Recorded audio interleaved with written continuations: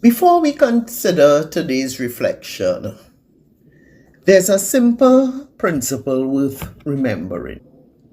The nature of a thing is always connected to its origin. If you plant a mango seed, you will not harvest oranges. The seed may grow slowly. The tree may struggle through storms. Branches may break and grow again, but its nature remains connected to the seed from which it came. The same is true of many things in life. A river may twist and change direction as it travels, but its source determines the water that flows through it. Gardeners understand this principle well. Sometimes they graft a new branch onto an existing tree so it can bear a different variety of fruit. The graft may grow and produce something new, but it can only live because it is attached to the original tree. The root still determines what can be ultimately sustained. Something similar can be observed in the realm of ideas and teachings. New influences may arrive from outside a culture or a life and appear to introduce something entirely new. Yet, they can only take hold where there is already something alive within us to receive them. Like a graft, they attach, grow, and sometimes change the flavor of the fruit. But the root still determines what can truly take hold. Soil and circumstance can influence how something grows. They can affect its strength, its appearance, and even its taste. A mango grown in one region may taste sweeter than one grown somewhere else. The soil may influence flavor and appearance, but it is still mango. Simply a different expression of the same origin.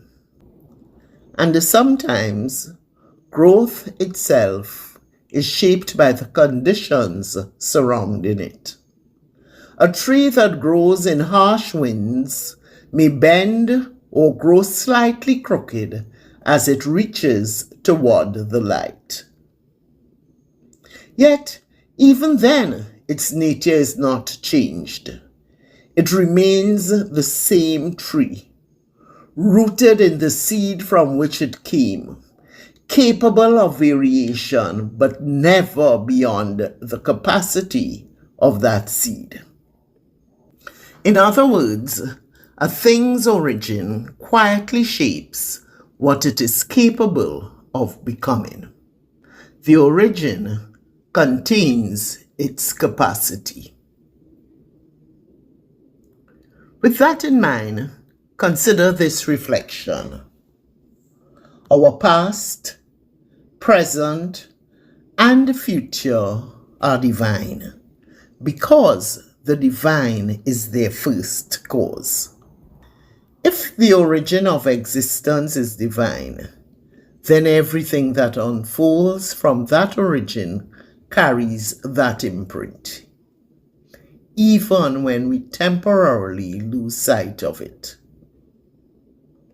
What we call the past is the point closest to where our story first began to unfold. It is where influence and conditioning begin to shape how the life we have been given expresses itself. The present is the moment where awareness meets those influences. It is where we begin to recognize what has shaped us, where we respond to it, question it, sometimes repeat it, and sometimes choose a different direction. How we do this varies from person to person. Our beliefs, our sense of integrity, our moral compass, and the values we hold all influence how we interpret our experiences and how we decide to move forward. Desire, perceived purpose, and our natural inclinations also play a role. They quietly influence the direction we lean toward. Whether we choose to cultivate wisdom and responsibility or move toward more destructive expressions of power. And the future is not something separate waiting somewhere ahead of us. It grows out of how we engage with what we have inherited and with what we continue to shape in the present. Understanding this changes the way we look at ourselves and at the world. Because if the divine is the first cause, then the sacred is not confined to moments we label as spiritual. It permeates the entire arc of existence. Past, present, future. All of it emerges from the same source. We may not be able to choose the threads placed before us, but the pattern that emerges depends on how we weave them together. And it helps to remember that we are not weaving in isolation. Others hold threads of their own, some favorable, some difficult. And together they form the larger picture in which our lives are set.